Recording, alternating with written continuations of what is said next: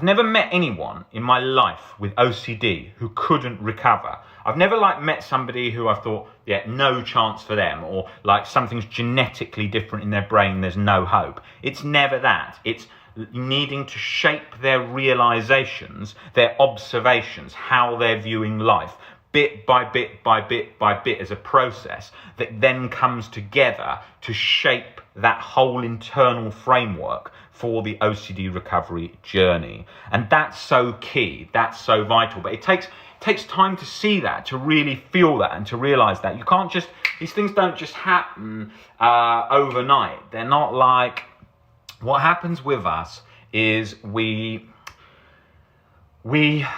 are so used to getting instant results, especially with social media and online stuff. We want everything instant. We want food instant from Deliveroo. We want responses instant with messages. We want dates instant with Tinder or whatever.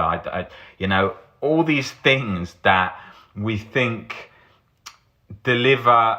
We're so used to having. We have this view. So I think what happens is, we're so used to that space in between where there's the discomfort being instantly rewarded with an answer in some way, that we get so little comfort at sitting without getting. So when I was younger and you didn't have all these apps and phones, being bored was a thing. Now you've got so much to do all the time, it's less of that. But that's a creative process, that bored, the same as it's a recovery process in OCD, sitting in that discomfort, not trying to work the things that next out, not trying to need all the answers right now, not trying to get rid of every uncomfortable sensation of anxiety and OCD right now.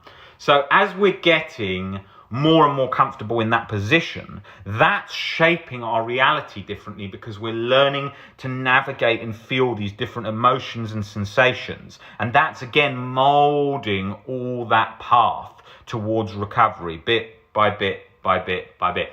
Say for example, Instagram Lives. When I started these Instagram Lives, I came on here and I'd sort of speak a bit like this.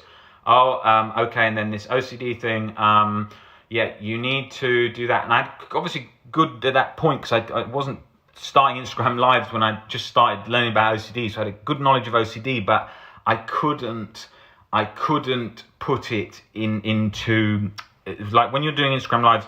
After a long time, there's no sort of ums and ahs, because you're so used to thinking of what's coming next and flowing. Same as when you talk to a friend. You talk to a friend that you really know, there's no ums and ahs. And that's why I often explain to people who are really nervous about dating, where there's sort of ums and ahs and lots of questions. It's only because they're nervous. If they spoke to them like they spoke to their best friend, it would come along across completely differently, because they'd be confident and it would all change the way that they're conducting themselves.